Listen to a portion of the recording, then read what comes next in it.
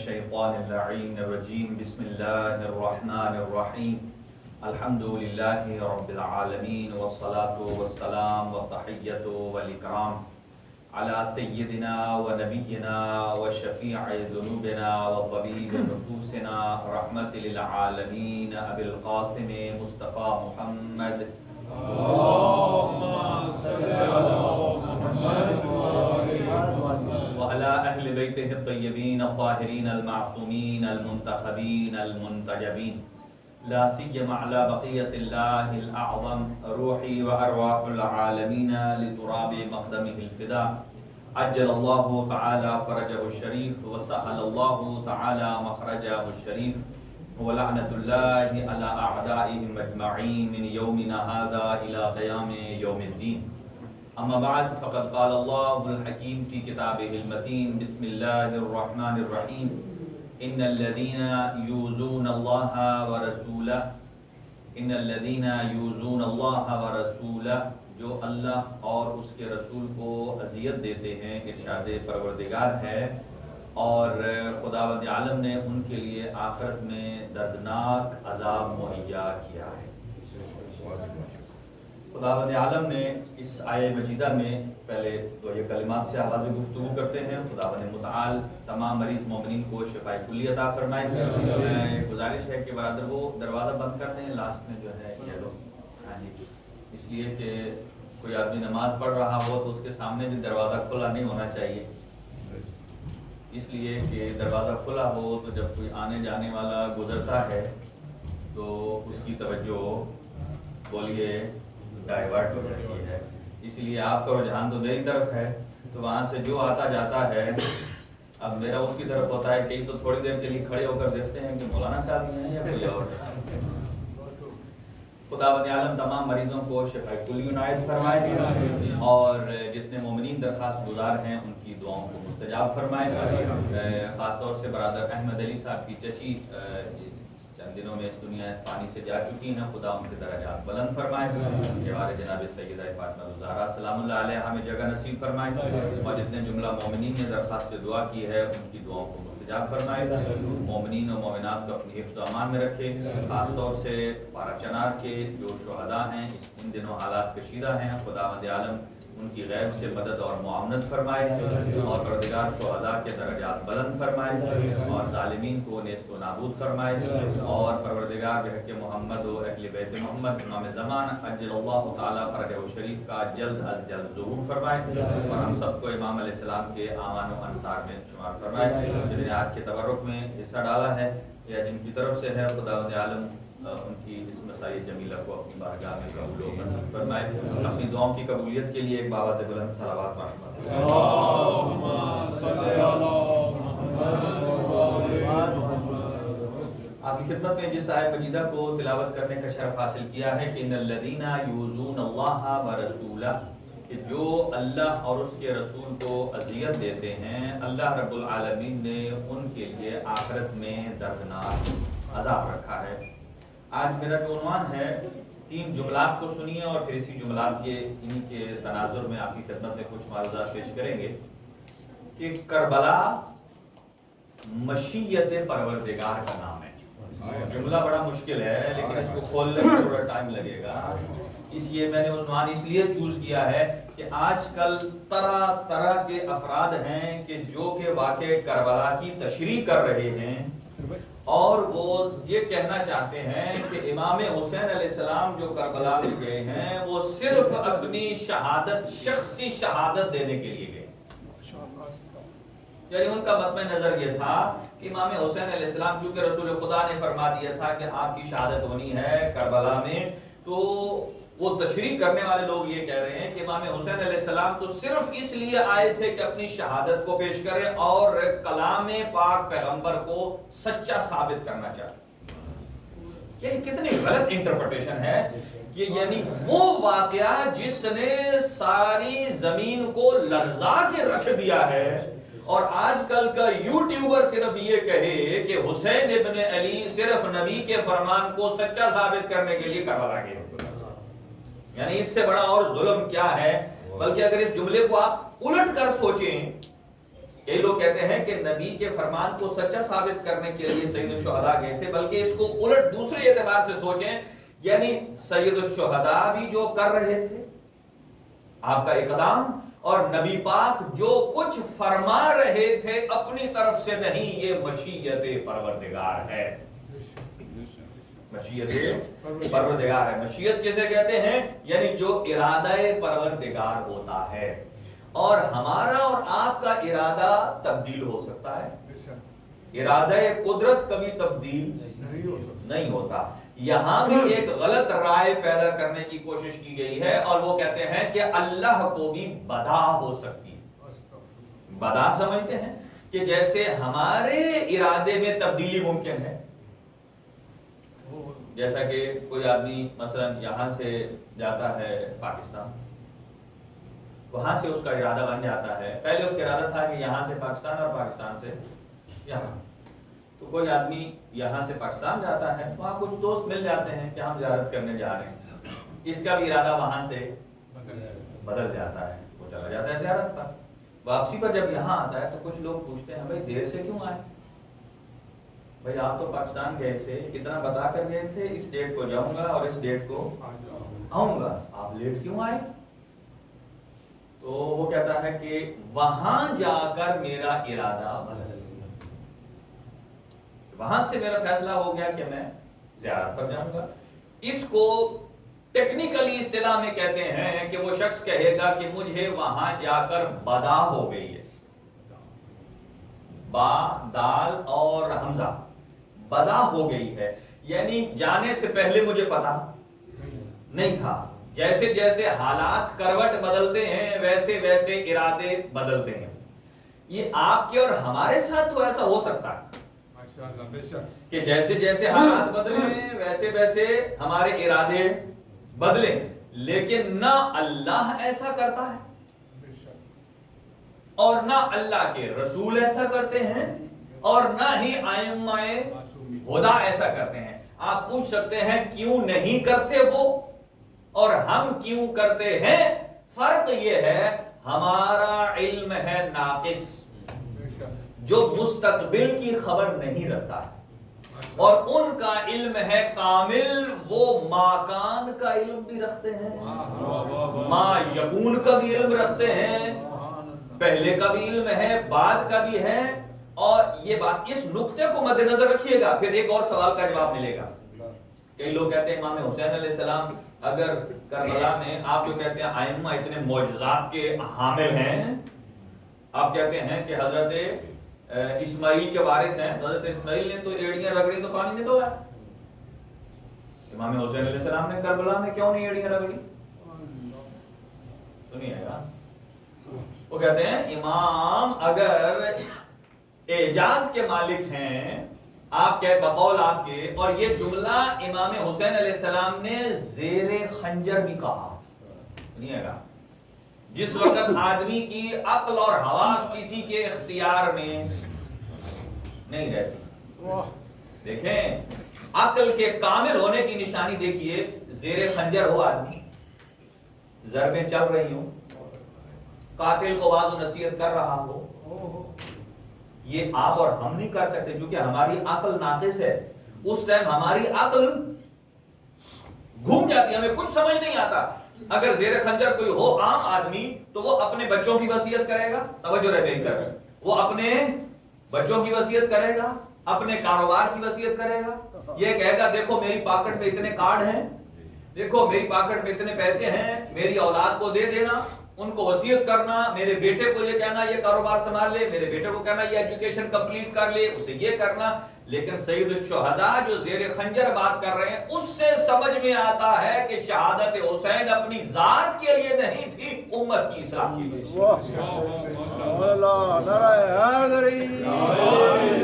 دیکھیں باتوں سے باتیں نکل رہی ہیں، جیسے جیسے آپ کی توجہ بڑھ رہی ہے نا، ایسے ایسے ہم گہرائی میں جا رہے ہیں۔ تو یہاں کئی لوگ کیا کہتے ہیں کہ امام حسین، آپ جو کہتے ہیں کہ فرات ادھر بہ رہا تھا، اگر وہ صاحب اعجاز ہیں تو کسی فرشتے کو کہتے ادھر سے پانی بھر کے لا کے دے دیں۔ یہ کج روی کی نشانی ہے، یہ ٹیڑھا پن کی نشانی ہے۔ وہ यजीद को बचाने की ये सारी सोचें, यानी उस तरफ नहीं जाना चाहते कि उसने मारा क्यों, इधर आना चाहते हैं कि हुसैन ने पानी खुद लाया क्यों। बात समझ रहे हैं, ये आइडियोलॉजी है। लिहाजा यहां हम और बात करेंगे। तो ये जो मैंने बात की है कि हमारा इल्म है नाकिस, जिसमें बदा होती है, तब्दीली वाक़ होती है, ना अल्लाह के इल्म में है ना अहले बैत के इल्म में है। क्यों? इसलिए कि उनका इल्म है कामिल।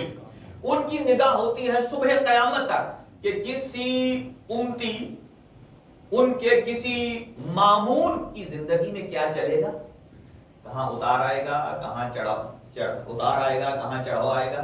ये आइम्मा के पास जंतरी का हिसाब नहीं है कि इतने महीने में मुश्किलात आएंगी। देखो आप अपने बुर्ज को पढ़ लें जंतरी से, आप जंतरी से मैं मिसाल देता हूं, उसका फिर आप ग्राफ बनाएं। जो बच्चे पढ़ते हैं ग्राफ बना सकते हैं। उसमें लिखा होगा मसलन कि फरवरी से लेकर जून तक ये सितारा फलां मदार में है। फरवरी से लेकर जून तक कितने महीने बनते हैं?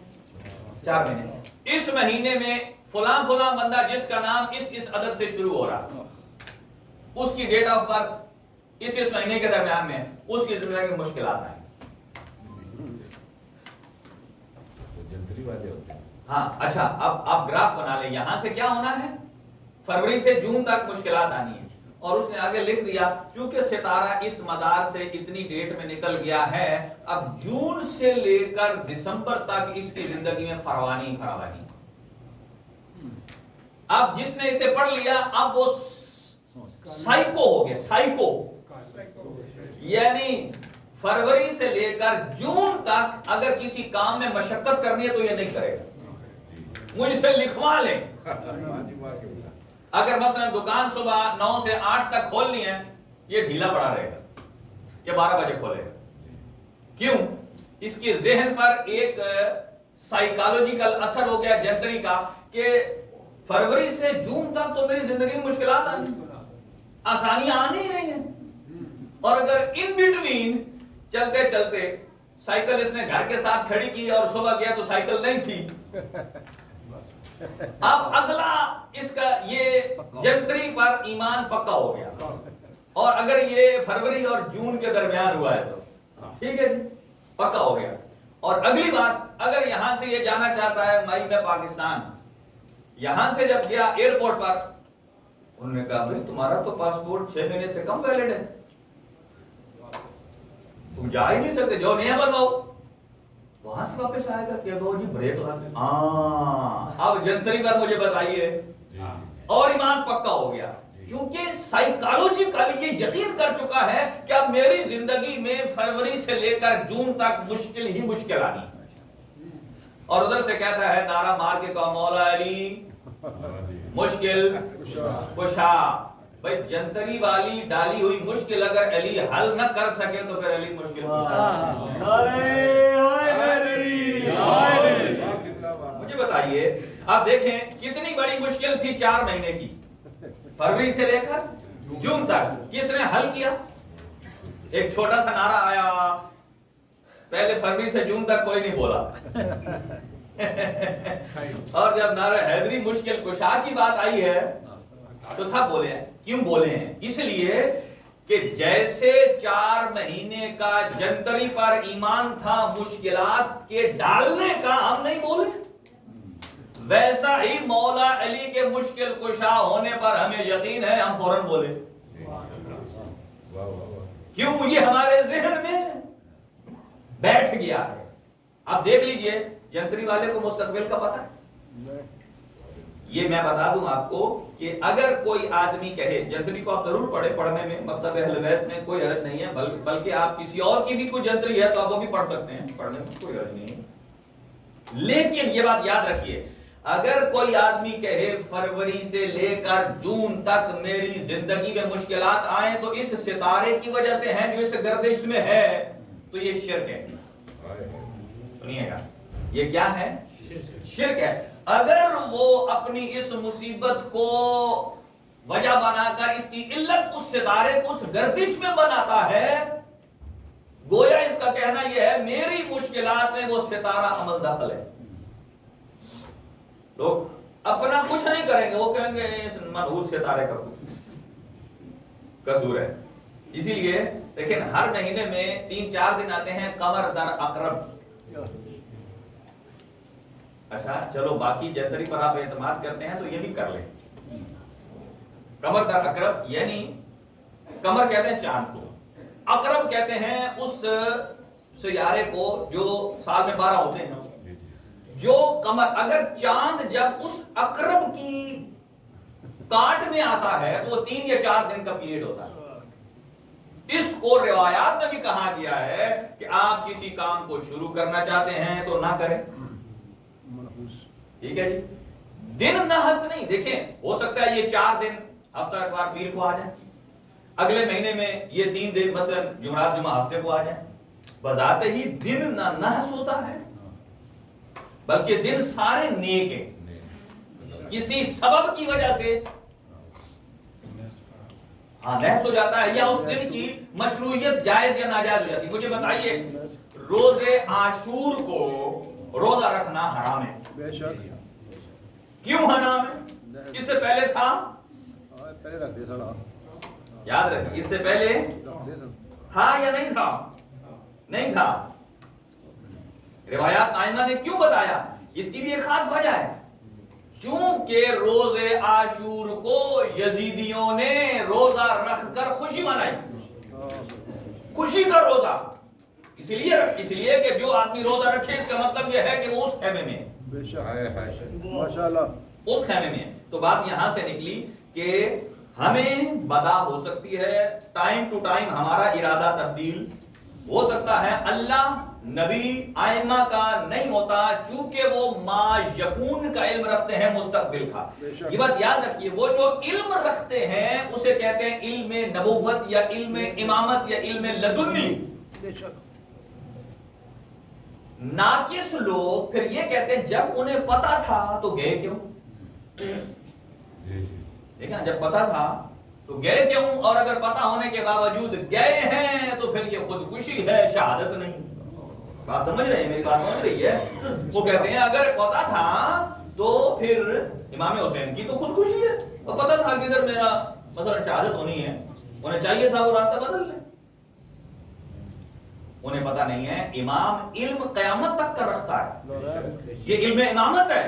लेकिन जो जिंदगी फॉलो कर रहे होते हैं वो इस दुनिया के जमान, मकान, हुदूद, कुयूद इसके मुताबिक आम आदमी इंसानों की जिंदगी की तरह कर रहे होते हैं। और अगर इस तरह हो कि नबी या इमाम को पता हो तो फिर उनकी तो मौत ही ना, उन्हें पता हो इधर से फरिश्ते अजल ने आना, मैं इधर चला जाऊं, इधर से आना है मैं इधर चला जाऊं। ये बात याद रखिए, इमाम जानता है इल्म इमामत से, लेकिन जो पाबंद होता है जाहिरी तौर पर वो जाहिरी हालात का होता है, ये खुदकुशी नहीं है। अच्छा अगली बात सुनिए, वो ये कहते हैं कि शहादत सईदुश शुहदा ये रसूल पाक के फरमान को सच साबित करने के लिए कतअन ऐसा नहीं। और ये मैं आपको बताऊं, आज थोड़ी सी मैं एक इंग्लिश की इस्तिलाह है उसको भी हम वाज़ेह करेंगे। खैर आज जितने अफराद हैं उन्हीं की खिदमत में हम बात पहुंचाएंगे। कुरान मजीद इरशाद फरमाता है एक मकाम पर, फरमाता है वल्लाहु शाअल्लाहु लजमाअहुम अलल हुदा। इसका तर्जुमा ये है, अल्लाह फरमाता है कुरान में अगर अल्लाह चाहता तो सारे लोगों को हिदायत पर जमा कर। अगर अल्लाह चाहता तो सारे बंदों को हिदायत पर जमा कर देते, यानी कोई आदमी भी गुमराह ना होता। अच्छा अब मुझे बताइए दुनिया में गुमराह हैं या उनकी तादाद 0 है? बोलिए हैं। अब इसके 2 नतीजे हैं, एक तो ये कि अल्लाह चाहता नहीं है, समझ आ गई? कुरान में तर्जुमा क्या है? अगर अल्लाह चाहता तो सबको हिदायत के नीचे जमा कर देता तो फिर कोई गुमराह ना होता। अब गुमराह दुनिया में एग्जिस्ट करते हैं। अब इसके 2 रीजन हैं, एक तो यह है कि अल्लाह चाहता नहीं है कि ये सारे हिदायत पर आए, और दूसरा ये कि सबको हिदायत पर लाना अल्लाह के बस में नहीं। ये बात सोचिएगा, सबको हिदायत पर लाना अल्लाह के बस में नहीं है। क्या ये मुमकिन है? इसलिए कि खुदा इन अल्लाह अला कुल्ले शैइन कदीर, अल्लाह हर चीज पर कादिर है, तो सबको हिदायत पर क्यों नहीं कादिर? इसका मतलब क्या है? इसका मतलब यह है अल्लाह ने हिदायत को मशरूत कर दिया है, बाउंड कर दिया है अपनी इताअत के साथ। हिदायत को बाउंड किया है अपनी इताअत के साथ कि जो इताअत करेगा वो हिदायत के दायरे में चला जाएगा और जो इताअत नहीं करेगा वो गुमराह हो जाएगा। अब यही मंशाए परवरदिगार है। जो कहते हैं ना हम जब कहते हैं ना अल्लाह नहीं चाहता, तो हम समझते जैसे हम सोचते हैं वैसे खुदा सोचता। अच्छा, एक और बात भी यहाँ अब आइए तो अर्ज करता चलूं। कई लोग कहते हैं, इस जुमले को यही सोचिएगा कि अगर अल्लाह चाहता तो सबको हिदायत करता। इसका मतलब यह है कि अगर कुछ गुमराह हैं तो या तो अल्लाह चाहता नहीं, ये भी कोई पॉजिटिव पॉइंट नहीं है अल्लाह के लिए। इसका मतलब यह है कि फिर अल्लाह उनसे इंतकाम लेना चाहता है, जानबूझ के गुमराह करके। अब आ जाइए, और अगर अल्लाह सबको हिदायत नहीं दे पा रहा है, इसका मतलब यह है कि अल्लाह कमजोर है। अब यही बात याद रखिए, जो लोग कहते हैं कि हजरत अली अपने घर में थे, जब दुश्मनों ने हमला किया तो अली ने रोका क्यों नहीं? तहम्मुल से जरा सुनिएगा कि हमला किया तो अली ने रोका क्यों नहीं? एक और दूसरा, जब अली के पास अपनी खिलाफत आई, उन्होंने दूसरों से हक फदल लिया क्यों? बड़े ये है नतीजा एक कलाम। क्यों नहीं लिया? सुनिएगा, इसलिए कि जो ये सोचते हैं कि जब दरवाजे पर आए अली ने इंतकाम क्यों नहीं लिया, या अली जब हुकूमत में आए तो अली ने तलवार के जोर पर उनसे माल निकलवाया क्यों नहीं, वो जो सोचते हैं ये इनकी अपनी सोच का मिजाज है। हुज्जत की सोच का मिजाज अलग है। और अल्लाह जब वलाउ शाआ कहते हैं तो अल्लाह की सोच और इरादे का मेयार, ये बात याद रखिए, जब अल्लाह का नबी या मासूम सोचता है तो उसकी सोच का लेवल हमारे लेवल पर नहीं है, उसकी सोच का लेवल मंशाए परवरदिगार के लेवल पर। लेवल पर मतलब ये कह रहा हूं अल्लाह के मुकाबिल में नहीं, बल्कि वैसा मा तशाऊना इल्ला अन यशा अल्लाह, जैसे जैसे अल्लाह चाहता है वैसे वैसे ये चाहते हैं। यानी इनकी चाहत अल्लाह की चाहत, इनकी चाहत, और अगर उलट भी कहा जाए तो बिल्कुल सही है कि अल्लाह की चाहत इनकी चाहत। क्यों हमने कहा? इसलिए कि अल्लाह की चाहत इनकी चाहत के जो अल्लाह ने चाहना है इन्होंने उससे गलत करना नहीं है। ठीक है कि हम कहें नहीं अल्लाह ने 100 जुमले चाहे थे, इन्होंने 99 चाहे हैं और एक नहीं चाहा। इसका मतलब यह है, फिर आप ये नहीं कह सकते कि अल्लाह की चाहत इनमें मुनहसिर है।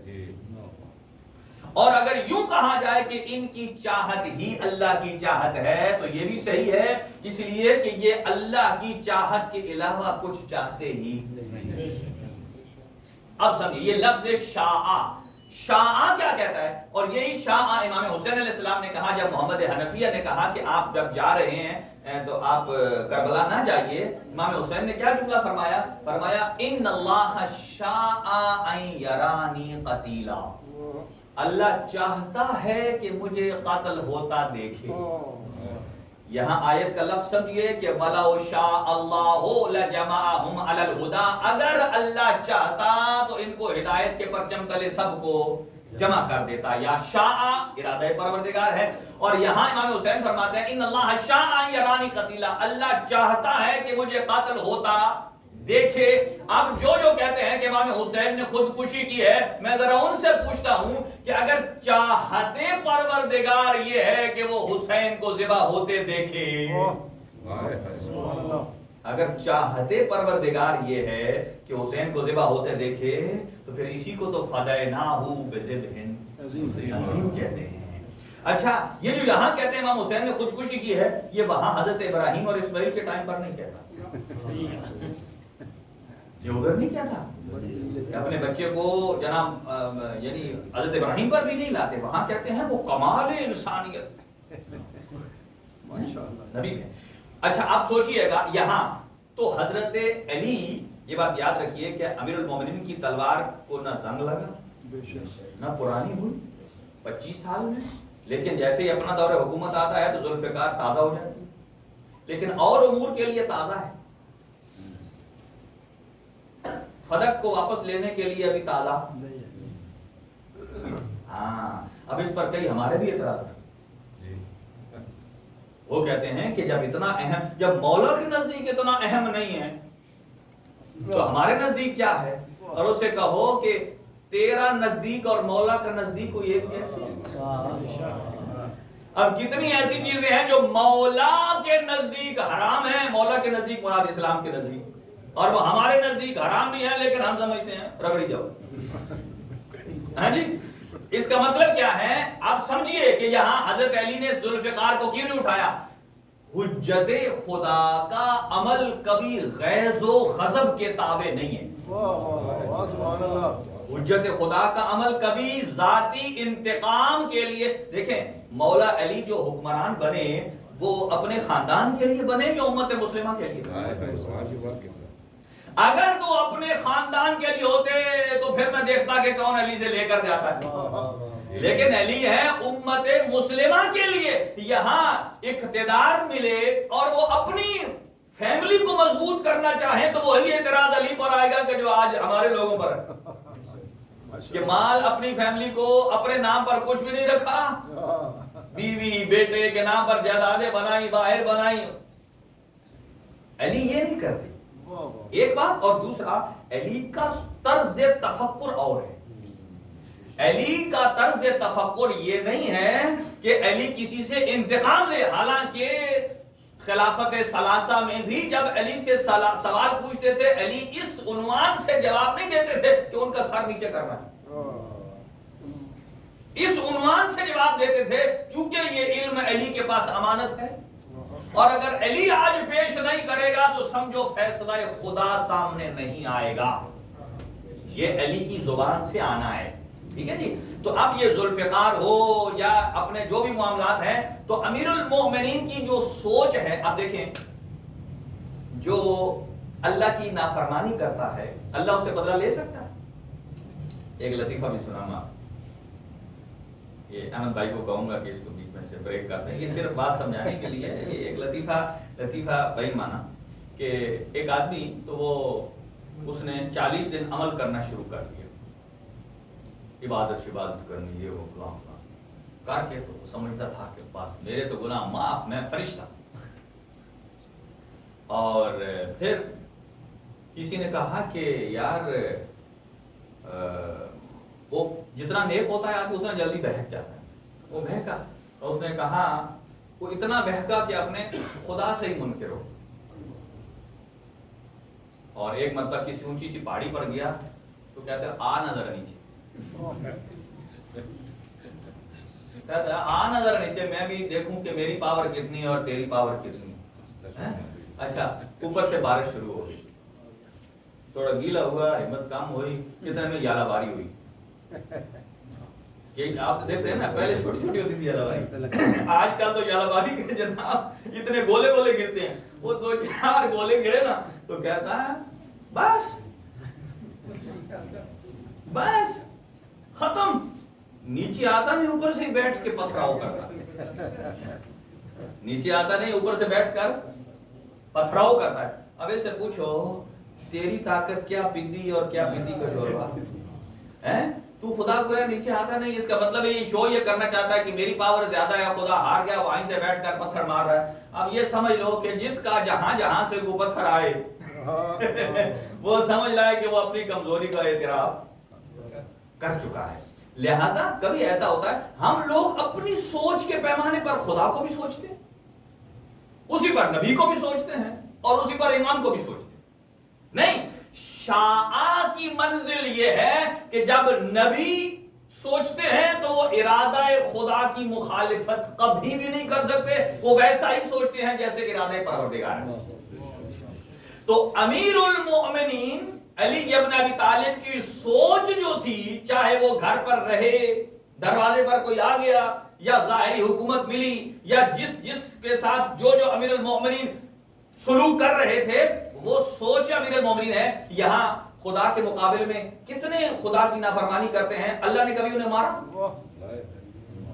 अब आप कहेंगे अली को खुदा से मिलाया, नहीं, मैं अली को खुदा से नहीं मिला रहा कि नहीं, बात मिजाज की हो रही है। मिजाज का मतलब क्या है? अगरचे खुदा का मिजाज नहीं है, वो खुदावंद आलम की जात ऐसे जिस्म और जिस्मानियात से मुबर्रा है। मुराद सोचने का अंदाज, मुराद देखें, अगर कोई जितना बड़ा आदमी अगर आपको कहे भाई मैं फुल मेरी सपोर्ट है तेरे पीछे, आप उसे कोई डराए धमकाएगा भी, वो बात उसी प्रेशर से करेगा जितनी प्रेशर से बड़े ताकतवर ने यही है। और वो तो है अहकमुल हाकिमीन, अंबिया और आइम्मा के पुष्ट पना है खुदा की जात। उनको दुनिया के किसी छोटे मोटे से डर नहीं लगता, वो उतनी ही ताकत के साथ बताते हैं, हिकमत के साथ बताते हैं जो हिकमत और ताकत परवरदिगार है। देखिए ना, अल्लाह के मुकाबले में आ जाए, अच्छा अल्लाह उसे ना मारे तो आप क्या कहेंगे?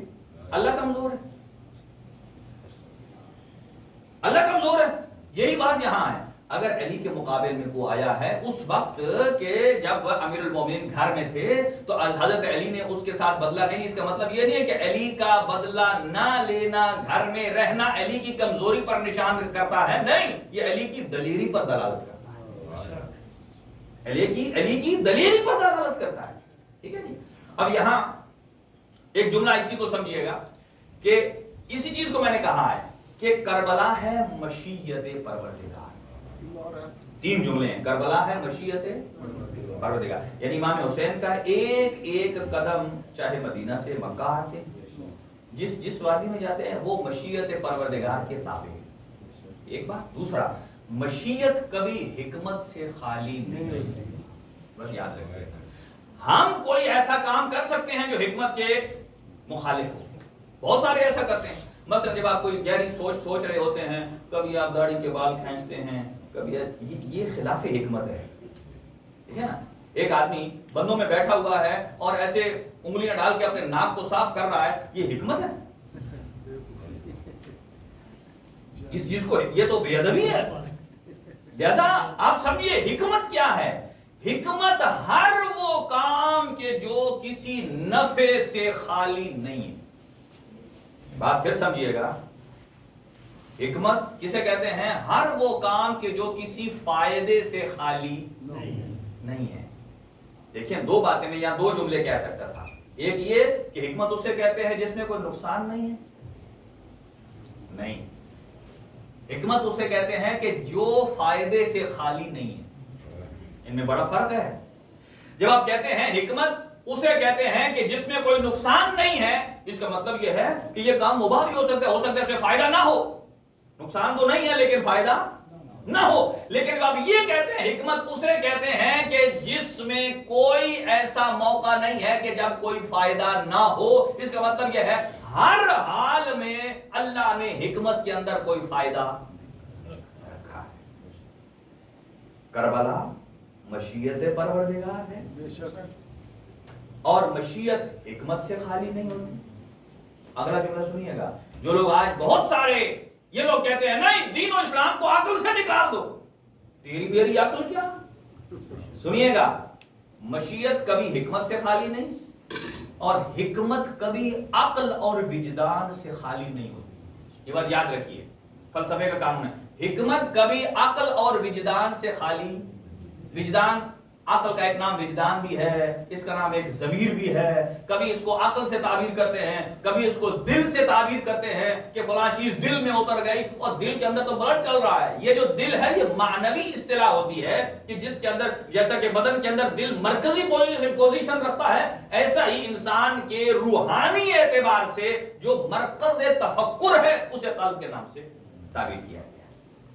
तीन जुमले, करबला मशीयत खुदा है और मशीयत हिकमत से खाली नहीं होती और हिकमत कभी भी अक्ल और विजदान से खाली नहीं होती। अब समझिए कि जो जो बंदे इमाम हुसैन को रास्ते में मिले और कहा मैं जा रहा हूं शहादत की तरफ, और उनको साथ जो ले गए, तो फिर आप यहां ये इतराज क्यों नहीं करते? तो खुद जा रहे थे खुदकुशी करने और साथ औरों को भी खुदकुशी के लिए ले जा रहे।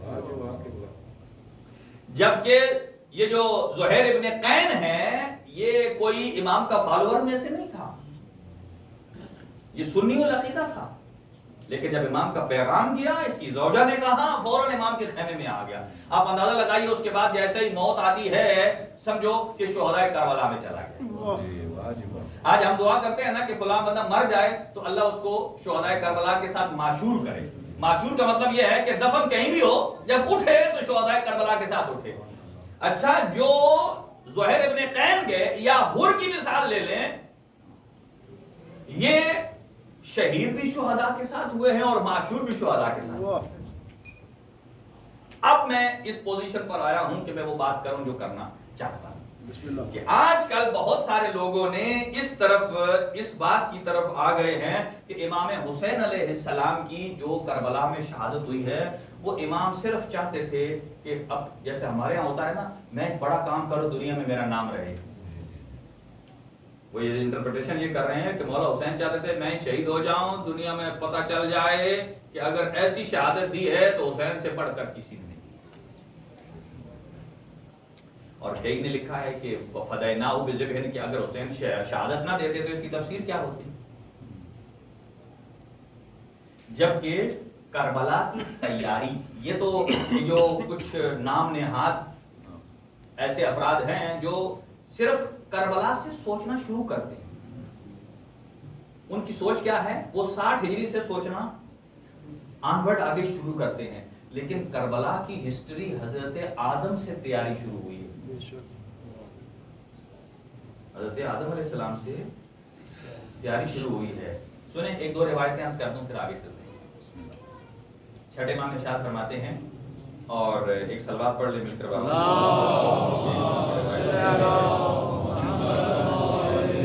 یہاں تک ہے کہ بعض نے روایت لکھا ہے، بعض نے صرف یہ جملہ لکھا ہے کہ ما من نبی وقد زار بکربلا، کوئی نبی ایسا نہیں گزرا جس نے کربلا کی زیارت۔ بے شک مجھے اتنا بتائیں، انبیاء 61 ہجری سے پہلے تھے یا بعد میں؟ یہ میں سوچ کا زاویہ دے رہا ہوں نا، یہ لوگ جس کی چھوٹ اتنی سی ہے نا سوچ، وہ 60 ہجری کے بعد شروع کرتا ہے کربلا کو، ٹھیک ہے؟ اور اگر حضرت آدم علیہ السلام اور 60 ہجری تک آپ سوچیں کہ کوئی نبی ایسا نہیں کہ جو کربلا سے نہ گزرا ہو۔ ما من نبی، اس کا مطلب یہ نہیں کچھ گزرے کچھ نہیں، کوئی ایسا نہیں وہاں سے گزرا، اور گزرا صرف ایسا نہیں کہ پاس کر گیا،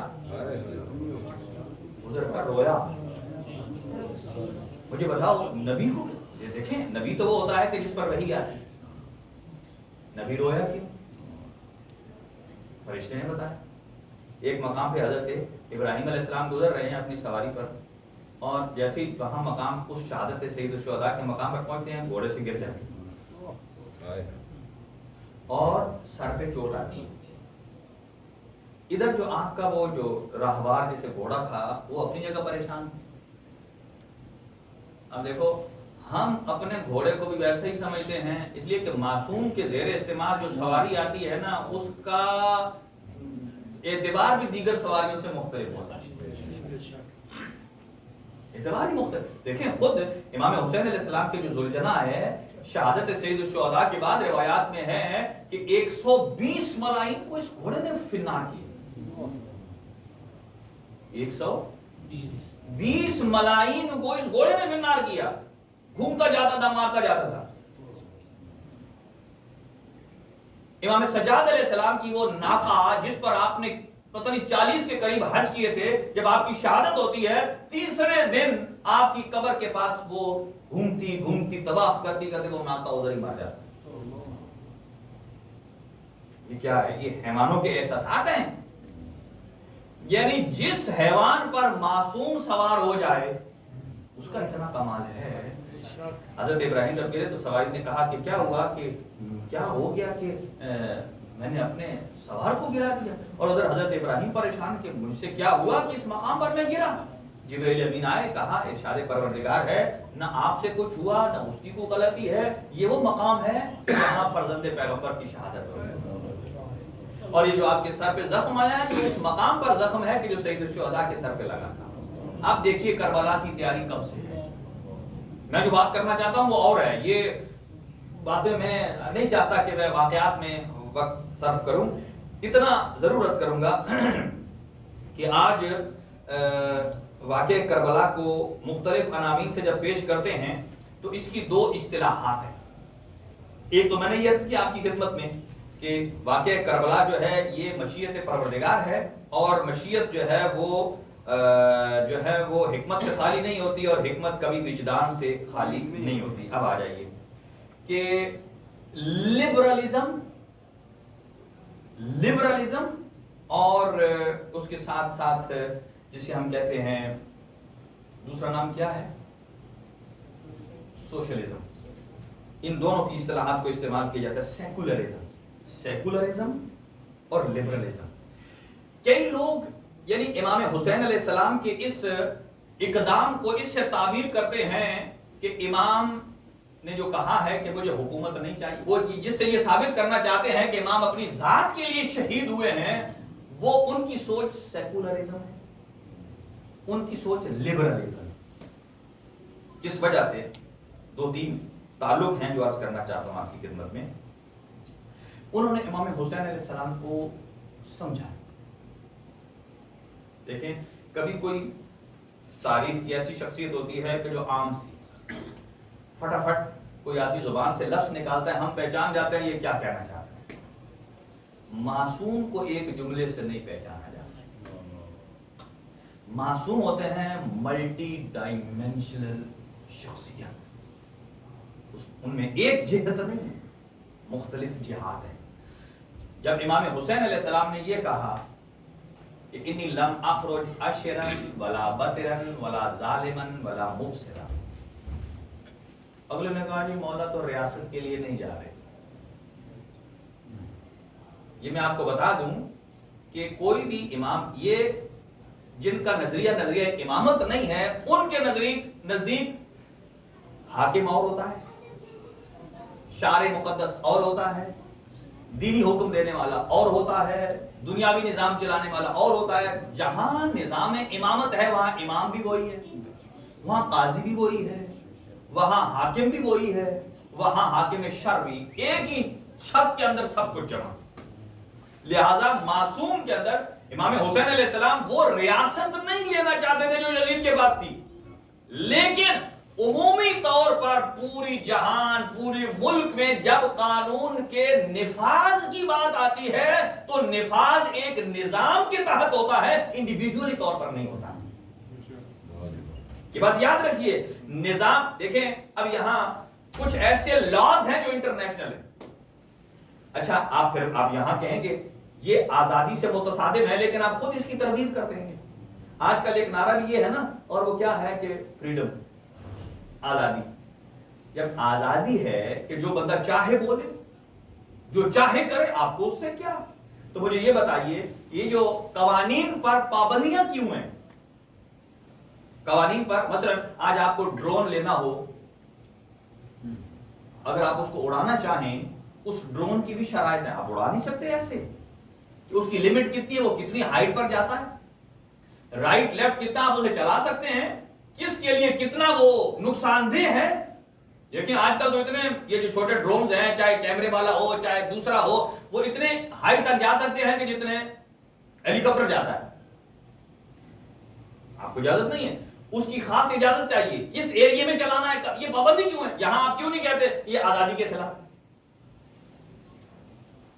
تو کچھ پابندیاں ضروری ہوتی ہیں کسی نظام کو چلانے کے لیے. یہ بات یاد رکھیں، ماشاءاللہ، کسی بھی نظام کو نافذ کرنے کے لیے پابندیاں ضروری ہیں. یہ ریڈ لائٹ کی پابندی کیوں ضروری ہے؟ نظام چلانے کے لیے. ریڈ لائٹ کی نظام، یہ جو کیمرے لگائے ہیں کس لیے پابندی ہے نا؟ نظام چلانے کے لیے. یہاں کوئی آدمی یہ نہیں کہتا کہ یہ آزادی کے خلاف ہے. جہاں آزادی ٹکراتی ہے کسی نظام کو نافذ کرنے پر، وہاں پابندی لگائی جاتی ہے. یہ بات یاد رکھیے، وہاں جب تک پابندی نہیں ہوگی آپ کا نظام نہیں چلے گا. اور اسی طرح بہت ساری چیزیں. تو اسی طریقے سے جب نظام نافذ کرنا ہوتا ہے تو سید الشہداء اگرچہ حکومت کے حصول میں نہیں تھے، لیکن سید الشہداء اگر حسینیت کو نافذ کریں تو نافذ کریں گے ایک نظام کے ذریعے. اس نظام کو چاہے آپ نام دیں نظام امامت. در حقیقت چونکہ حکومت ظاہری حکومت سے نظام امامت اونچا ہے. امیر المومنین کی ذات میں دونوں جمع ہو گئے. 4.5 سالہ حکومت میں دونوں چیزیں جمع ہیں. ظاہری حکومت بھی ہے اور امامت بھی ہے. لیکن باقی ائمہ کے زمانے میں امامت ہے لیکن ظاہری حکومت نہیں ہے. لیکن وہاں آپ کیا کہیں گے کہ 11 اماموں کے زمانے میں ان کی امامت حکومت کے انڈر ہے؟ نہیں، امامت ہمیشہ ظاہری نظام کے اوپر ہوتی ہے. اگرچہ ظاہری طور پر ائمہ کے پاس حکومت نہیں تھی لیکن وہ عہدہ ہے جو امامت سے بھی اونچا ہے. اس اعتبار سے آپ کہہ سکتے ہیں کہ امام کو چونکہ امامت کے ہوتے ہوئے جس بندے کے پاس 100 ہے یورو، آپ اسے کہہ سکتے ہیں، کہتے ہیں تیرے پاس 50 ہیں یا نہیں ہے؟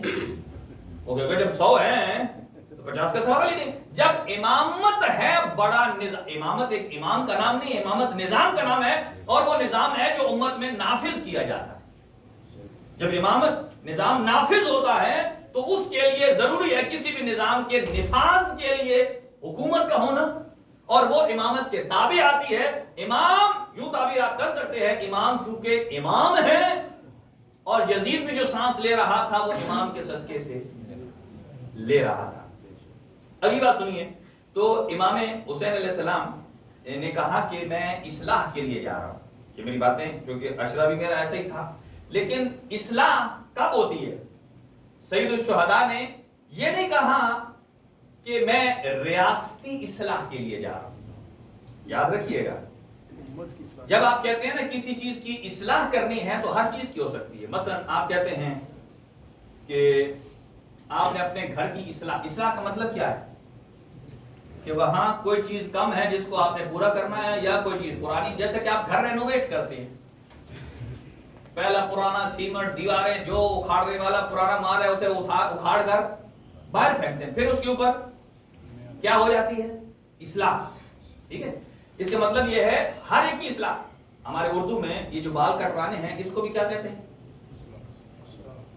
آپ جاتے ہیں ہیئر ڈریسر کے پاس کیا کروانے، ہاں اردو کا نام کیا ہے؟ اصلاح کروانے جاتے ہیں. فارسی میں بھی یہ کہا جاتا ہے اصلاح یعنی اپنے بالوں کی سیٹنگ کرنا. اصلاح تب پیش آتی ہے کہ جب پہلے جنگل بن چکا ہو. سمجھ آئے گی نا؟ اچھے بھلے بال کٹے ہوئے ہوں تو وہ نہیں کہتا میں اصلاح کے لیے جا رہا ہوں. اسی طریقے سے اگر یعنی دوسرے الفاظ میں ریفارمز، دنیا میں جتنے ریفارمرز آئے ہیں اس کا مطلب یہ ہے کہ وہ اصلاح چاہتے ہیں.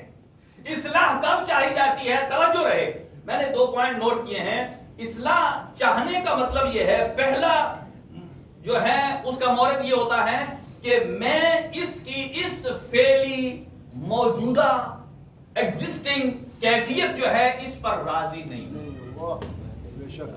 ٹھیک ہے نا؟ آپ اپنے گھر کو رینوویٹ کرتے ہیں، پیسہ آپ کا، گھر آپ کا، آپ کیوں رینوویٹ کر رہے ہیں؟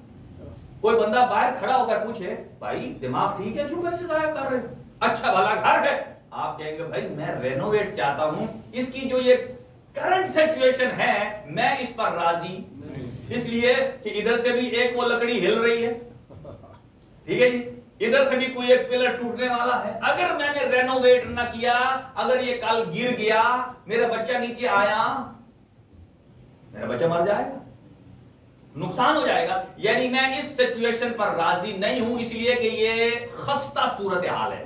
اصلاح کا پہلا عنوان کب شروع ہوتا ہے؟ کہ جب آپ اس کی صورتحال پر راضی مطمئن نہ ہوں، ایک بات. اور دوسرا آپ یہ کہنا چاہتے ہیں کہ میں کسی سسٹم کی طرف سے ہوں یا اس کے اندر جو سسٹم انسٹال کرنا چاہتا ہوں وہ کرنا چاہتا ہوں کہ جو پہلے نہیں تھا، جو پہلے یعنی اس سے اچھا. تو سید الشہداء نے بھی جو کہا کہ میں اصلاح کرنا چاہتا ہوں، یہ کوئی یزید کی پرسنل اصلاح نہیں تھی. امام حسین کو کوئی ذاتی دشمنی تھی. اگر پرسنل اصلاح کرنا چاہتے تو امام حسین خط لکھ دیتے، بھلے مانے نہ مانے. ٹھیک ہے نا؟ ناج البلاغہ میں حاکم شام کے بھی تو کئی خطوط ہیں نا مولا علی کے نام لکھے ہوئے، آپ نے بھی جواب دے دیا آگے سے. نہ وہ مانتا تھا نہ مولا مانتے تھے. اگر یزید کی اصلاح کرنی ہوتی تو کہہ دیتے لیٹر لکھ کر بھائی تو ٹھیک نہیں ٹھیک ہو جائے. یہ خرابیاں ہیں, ٹھیک ہے. اور ان خرابیوں سے اگر یہ چھت گر پڑا تو ہماری اولاد مر جائے گی. لیکن امام نے چونکہ صرف یزید کی اصلاح مقصود نہیں تھی, چونکہ پتا وہ اتنے تو سدھر نہیں, مراد ایک نظام کی تھی. اور یہ آپ کہاں سے سمجھیں گے کہ امام حسین نے ایک نظام دیا ہے؟ امام نے فرمایا, سنیے گا, انما خرجت لطلب الاصلاح. پہلی تو بات ہے اصلاح کے لیے. اصلاح میں دو مطلب آ جاتے ہیں. ایک کہ پہلے والی حالت پر میں راضی نہیں ہوں, وہ خستہ ہے. دوسرا سسٹم اپ گریڈ کرنا چاہتے ہیں جو دائمی ہو, اچھا ہو, لوگوں کو سیکیورٹی دینے والا ہو, چاہے دینی ہو چاہے دنیاوی ہو. اور اس کے ساتھ آگے فرمایا اريد ان امر بالمعروف, امر بالمعروف کے ساتھ اصلاح کروں گا. اگلی بات سنیے گا, واسیر بسیرت جدی و ابی. فرمایا کہ میں اس نظام کو اس تناظر میں اصلاح چاہتا ہوں کہ جو نگاہ رسول خدا کی نگاہ تھی, جو نگاہ میرے بابا علی کی نگاہ تھی. دیکھیں آج اس وقت بھی اسلام کے نام پر مارکیٹ میں بہت سارے نظام تھے.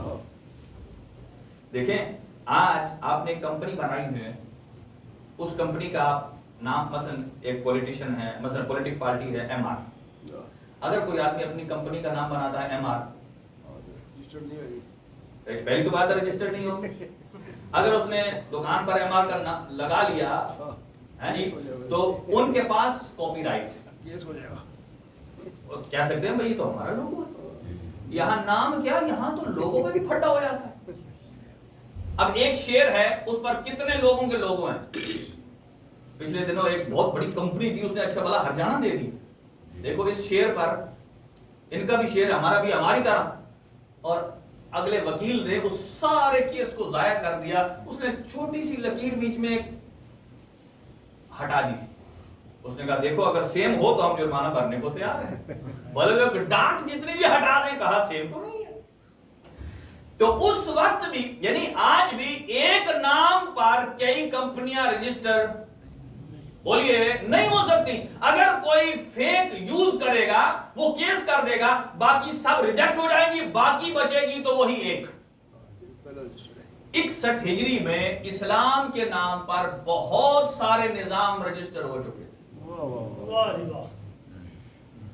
کوئی یزید کا نظام, کوئی مروان کا نظام, کوئی عبید اللہ ابن زیاد کا نظام, کوئی عمر ابن سعد کا نظام. ہر ایک رسول کے, کوئی امام حسین کو مار رہا ہے تو بھی اسلام کے نام پر, کوئی یزید سے انعام لینا چاہتا ہے تو بھی اسلام کے نام پر, اور کوئی تخت چھوڑ رہا ہے معاویہ ابن یزید تو بھی اسلام کے نام پر. دیکھیں کوئی تخت چھوڑ رہا ہے تو بھی اسلام کے نام پر, لے رہا ہے, یعنی جو کچھ چل رہا تھا سب اسلام کے نام پر. اب آپ کہیں گے امام حسین کو چاہیے تھا صرف یزید کو خط لکھ کر کہتے تو خراب ہے, تو ٹھیک ہو جا, سب ٹھیک ہو جائے گا. امام حسین نے فرمایا یہاں صرف ایک یزید ہی خراب نہیں ہے, یہاں تو میرے نانا اور میرے بابا کے نام پر جو اسلام کی اصل صورتحال تھی, بہت سارے لوگ ایسے ہیں کہ جو کاپی رائٹ میں کیس کروں تو وہ سارے کے سارے آ جائیں گے.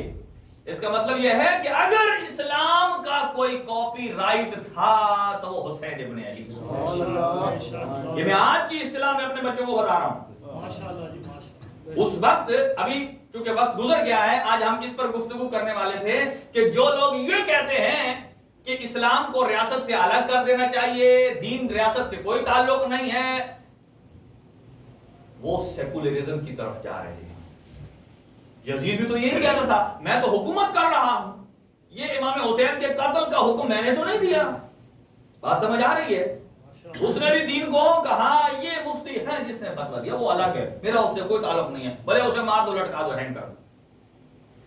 جہاں جہاں یہ سوچ پائی جاتی ہے, توجہ رکھیے گا, آخری جملہ اور پھر مسئلہ, جہاں جہاں یہ سوچ پائی جاتی ہے کہ ریاست اور دین الگ ہے, وہاں سیکولرزم لبرلزم ہے. جبکہ اصل اسلام یہ ہے کہ ریاست کو بھی دین کے تابع ہونا چاہیے. ریاست کا ہر امر دین کے تابع ہوگا تو یہ اصل نظام مصطفی ہے جس کو امام حسین قائم کرنا چاہتے. امام حسین علیہ السلام دیکھیں، آپ کہیں گے کہ امام حسین ریاست کے لیے نہیں تھے، لیکن امام حسین نے کیوں فرمایا میں وہ سیرت لانا چاہتا ہوں جو میرے نانا کی تھی. یعنی کیا مطلب؟ وہ نظام جو میرے نانا کا نظام ہے، وہ سیرت جو میرے بابا کی ہے، امیر المومنین کی. چلے آپ یہ تو کہہ سکتے ہیں کہ امام حسن کی حکومت ظاہری نہیں ملی تھی، لیکن یہاں تو امام حسین فرمان ہے کہ میرے بابا. اس کا مطلب یہ ہے کہ امیر المومنین کے پاس امامت بھی ہے اور ظاہری حکومت بھی ہے. امام علی نے بتا دیا ہے کہ ریاست کس طریقے سے دین اور امام کے انڈر چلتی ہے. بے شک. جب آپ امامت کو الگ کریں گے، ریاست کو الگ کریں گے، یہی سیکولرزم ہے. اور یزید نے بھی یہی کیا ہے، اور اس کی بہت ساری مثالیں ہمارے اپنے معاشرے میں بہت ساری ہیں. بہت سارے ہمارے شیعہ سیکولر ہیں. مجھے یہ بتائیے آج شیعت کی تشیع کی صحیح پکچر کیوں نہیں جا رہی؟ وہ عورت جو سال کے 11 مہینے رج کے ڈانس کرتی ہے. سوچئے گا تھوڑی دیر کے لیے، مجھے معاف کیجئے گا، معافی غیر مانگنی نہیں چاہیے، جو سچی بات ہے اس کی معافی کیا ہے. وہ عورت جو 11 مہینے رج کے ڈانس کرتی ہے، رقص کرتی ہے اور عریانیت پھیلاتی ہے، وہ رمضان میں آ کر لوگوں کو دین سکھاتی ہے ٹی وی چینل پر بیٹھ کر، اور محرم میں وہ آ کر نوحے پڑھتی ہے. دیکھیں بات کڑوی ہو یا میٹھی، آپ ناراض ہوں یا راضی ہوں، یہ زمانے کی حقیقت ہے. آپ کی آنکھیں کوئی ایک آنکھ نہیں ہے، آپ کی نگاہ مجھ سے زیادہ تیز ہے.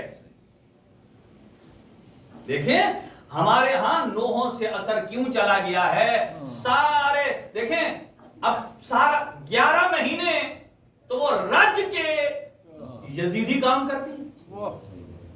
یزید کا کام کیا تھا؟ بہن اور بھائی کا رشتہ جائز تھا یا نہیں جائز تھا؟ ماں بیٹے کے ساتھ نکاح اس نے ٹھیک کیا تھا یا نہیں کیا تھا؟ یہ یزیدیت ہے. اور عریانیت اس کی ہے. یعنی 11 مہینے عریان، 11 مہینے یزیدی، اور 10 دن کے لیے ٹھیکیدار ہے تو وہ حسین ابن علی کی بات ہے. اس دین کی پہچان کیا ہے؟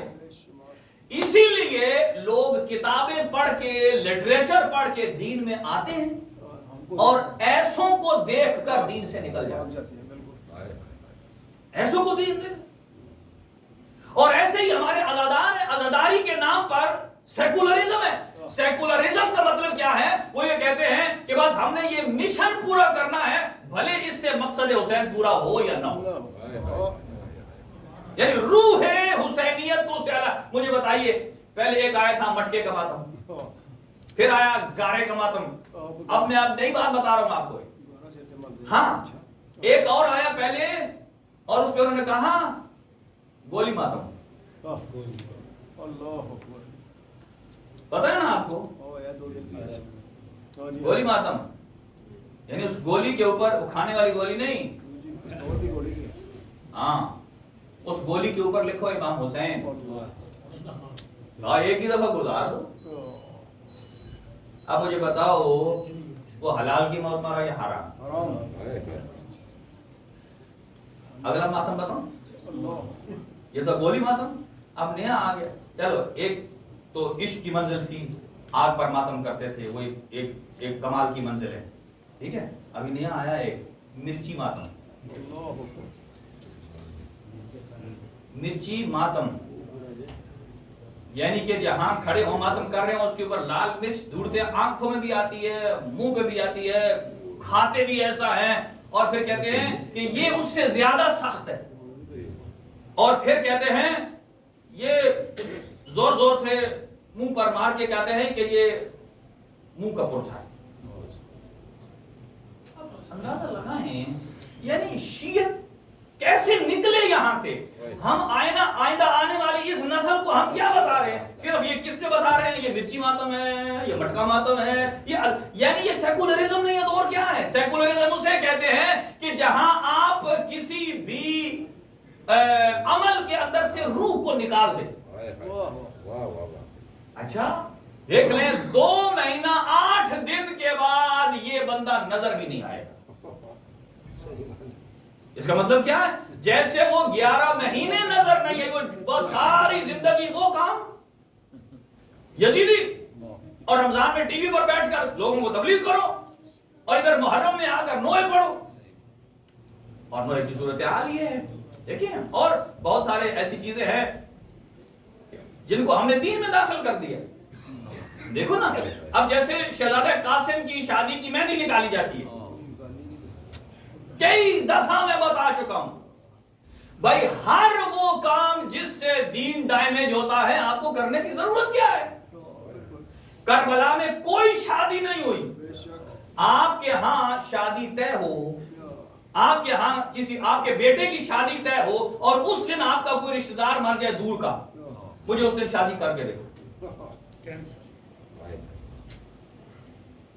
بھائی ہم تو غیر معصوم ہیں نا، ہماری اطاعت تو کسی کے اوپر واجب نہیں ہے. ہماری شادی طے ہو کسی بچے کی یا بچی کی، اس دن ہمارا کوئی بھائی مر جائے، چچا مر جائے، شادی کرتے ہیں؟ نہیں کرتے.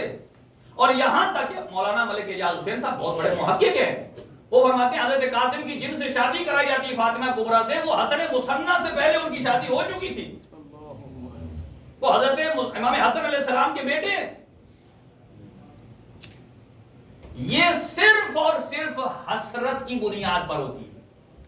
یعنی یہ جو ان کا جو جواز بھی دیا جاتا ہے، مراجع کہتے ہیں جواز وہ صرف حسرت کی. ظاہر ہے ایک ماں کا بیٹا اگر جوان ہے تو ماں کی حسرت ہے، لیکن اس حسرت کو حسرت ہی رہنے دیا جائے تو اس پہ دقت بھی آتی ہے. لیکن اگر آج اس کو نہ روکا گیا، میں آپ کو گارنٹی سے کہہ سکتا ہوں، میں بھی ادھر ہوں آپ بھی ادھر ہے، ٹھیک 10 سال بعد دیکھیے گا اس دروازے سے مہندی کے ٹرے شروع ہوں گے، ہماری بچیاں لے کر آئیں گی اور اوپر تک، اور اوپر عورتیں جناب گریا کریں گی اور وہ کہیں گی یہ آ گئی ہے وہ آ گئی ہے. تو باہر سے دیکھنے والا کیا دیکھے گا؟ یہ ان کا محرم ہو رہا ہے یا شادی ہو رہی ہے؟ آپ اس کام کو نہ روکیں اور 10 سال اللہ مجھے بھی زندگی دے اور آپ کو بھی دے.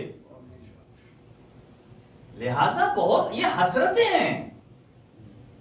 اور اہل بیت اطہار علیہ السلام ان کا خانوادہ یعنی امام حسین نے 72 کی قربانی دے دی ہے اور ہم ہاتھوں میں مہندیاں اٹھا کے پھر رہے ہیں. چلو ایک حسرت کی حد تک صحیح ہے، لیکن ہم نے بھی اہل بیت کی رسومات کو، یہ رسمیں ہیں، ہم نے اپنی جو ہماری لائف ہے، جو ہماری رسمیں چلتی ہیں، ہم نے اسی کے مطابق اہل بیت کو بھی ڈال دیا. بھائی اہل بیت ہم جیسے نہیں ہیں، اہل بیت کے نظام ایسے نہیں ہیں. اہل بیت شریعت کے پابند ہیں، اہل بیت شریعت کے پابند ہیں. اہل بیت کسی حلال میں حرمت کا شائبہ نہیں دیتے ہیں اور کسی حرام کام کو جائز نہیں سمجھتے ہیں. دیکھیں جب تک ہم حلال عزاداری کا اگر مطلب حلال اور حرام کی تمیز نہیں ہے تو آپ یوں سمجھ لیجیے ہم سیکولر عزادار ہیں. یہ سوچ کی بات ہے نا، یہ سوچ کی بات ہے. 1 گھنٹہ تقریر کے بعد آپ اپنے گھر کو، میں اپنے گھر کو، نہ میرا بچہ مطمئن، والد اپنے بیٹے کو کہنے کی جرت نہیں رکھتا. ابھی دیکھیں ایک بندے نے کہا کہ میں نے اپنے بیٹے کو کہا، نوحہ لگا ہوا تھا، بیٹا اذان ہو رہی ہے، نوحہ کی آواز آہستہ کر دو. کہا میرا 4 سال کا بچہ ہے. اور بچہ کہتا ہے بابا یہ اذان کیا مولا حسین کا سننے تو مجھے نوحہ مولا حسین ہی اذان ہے. یار ظلم کی انتہا نہیں ہے. اور بیٹا کہتا ہے مجھے 4 سال کے بیٹے نے لاجواب کر دیا. یہ کیا بات ہے؟ یعنی آپ کو اتنا بھی حق نہیں ہے جو امام دیکھا اذان علی اکبر پر ہم کیوں روتے ہیں؟ مجھے بتاؤ روزے عاشور میں اگر امام حسین ہی اذان ہے ہم نے سننا ہے تو پھر ہم یہ اللہ اکبر کو چھوڑ دیں؟ اس کی جگہ 18 دفعہ یا حسین کہہ دیں یا حسین کہہ دیں. امام حسین کے پاس پرماننٹ ایک مؤذن تھا جس کو لے کر گئے تھے کربلا، لیکن اس کو کہا آج تم نے اذان نہیں دینی. دیکھو امام سجاد نے جب خطبہ دیا انہوں نے روکا اور انہوں نے بے محل اذان شروع کی. بے محل اذان और जब अशहदु अन्ना मोहम्मद रसूलुल्लाह पर जब रुका, किसी ने पूछा कौन जीता? आप जीते? वो कहा अभी होने दे अजान, देखना कौन जीता और कौन हारा। मुझे बताओ, ये अशहदु अन्ना मोहम्मद रसूलुल्लाह, ये तो करबला की मेराज है। करबला ने अशहदु अन्ना मोहम्मद रसूलुल्लाह बचा कर दिया हमें। देखिए, ये कब हम जुरात जब तक नहीं पैदा करेंगे, हमारे घरों में गलत रसूमात दाखिल हो जाएंगी और हम सिर्फ तमाशाई बनकर बैठे रहेंगे।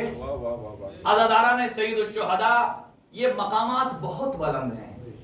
एक अज़ादार के पैर की मट्टी को मुजतहिद अपनी आंख का सुरमा बनाता है। आगा मरशी नजफी कहते हैं मेरी आंखें जा रही थी, मैंने क्या देखा, रोज़े आशूरा अज़ादार चल रहे थे, मट्टी उठाई अपनी आंखों में डाली, अल्लाह ने मुझे शिफा दी। इतना यकीन तो हमें होना चाहिए। अल्लाह बिल्लाह, नकल कुफ्र कुफ्र नवाज बहुत सारी और चीजें हैं, लेकिन ये अय्याम देख लें, इन अय्याम में भी अली की बेटियां अभी हालत सफर में। आप और हम आते हैं, घर चले जाते हैं, हमें पार्किंग दूर मिलती है, हम कहते हैं इतना हमें पैदल चल के जाना पड़ा। अली की बेटी 11 मुहर्रम से लेकर 21 दिन तक मुसलसल पैदल में। अब वक्त ज्यादा हो गया है, मेरा दिल था मैं यहाँ एक दो जुमले और सुन लीजिए, बाकी बातें फिर इंशाअल्लाह। कि अली की बेटी जब पहुंची ना उस मकाम पर जहां मस्जिद कूफा के साथ अली का घर था, पूरे रास्ते में अली की बेटी ने शिमर से जब चलने लगे ना 3 मुतालबात किए। कहा ऐ शिमर इन्ना इलैका हाजा, ऐ शिमर हमारी तुमसे हाजत है, हमें चादरें दे दो। कहा नहीं, कहा हमारे हाथ आजाद कर दो, हम हाथों से चेहरे का पर्दा बना लेंगे। कहा नहीं। फिर बीबी ने फरमाया अगर हमें लेकर जाना है तो हमें गुंजान आबाद रास्तों से नहीं, शहर के बाहर से ले जा, जहां कोई देखने वाला ना हो। कहा वहां से भी नहीं। आज रोको अल्लाह कहता है सुनिएगा। और जब उस गली के मोड़ में पहुंची ना अली की बेटी, कहा ए फिजा, भाई के कातिल से बोलने पर किसी बहन का दिल नहीं करता, जाओ शिमर से कहो हमें एक चादर दे दे। इस गली के मोड़ उबूर करके मैं वापस कर दूं। पता है क्यों है? अल्लाह न करे जिस मकाम पर कोई रहता हो वहां वो बरहना हो जाए, वहां बेआबरू हो जाए। बरहना का लफ्ज़ मेरी जुबान से गलत निकल गया है, बेआबरू हो जाए, बेमखना और रिदा हो जाए। और वहां जब कहा अली की बेटी से कहो, जब फिजा आई ना और रोती हुई आई, कहा क्या शिमर ने तमाशा मारा है? कहा नहीं, अगर तमाशा मार लेता तो उसमें इतनी तकलीफ न होती। जो जुमला कहा, कहा अली की बेटी से कहो आज तो कूफे में शहजादी बन के नहीं आई है, कैदी बन के आई है। मददारो बस आखिरी जुमला 1 मिनट में तवज्जो मेरी तरफ रहे। बीबी ने जब यहाँ देखा ना कि औरतें हाथ में गोदियों में पत्थर लेकर खड़ी हैं, एक औरत से बीबी ज़ैनब कुबरा ने कहा अय्या तो हल हबीबा, ऐ उम्मे है हबीबा, ला तज़रिबीनी बिल हजर, और मारती है तू तो हमें। और जब नाम लिया ना और करीब आकर कहती है अय्या तो हल असीरा, ऐ कैदर मुझे ये बता तू कौन है जो मेरा नाम भी जानती है। अली की बेटी ने फरमाया कि जिससे हमने कुरान पढ़ाया हो 6 महीने, उसे कहाँ भूल सकते हैं। अज़ादार सुनिएगा, हबीबा कहती है अल्लाह मंदिल कुरान बना अली इब्न अबी तालिब, हमें तो कुरान अली और बतूल की बेटियों ने पढ़ाया है। जब अली और बतूल की बेटियों का नाम आया और बीबी ने फरमाया उम्मे हबीबा पहचान, मैं ज़ैनब हूं, हाय उम्मे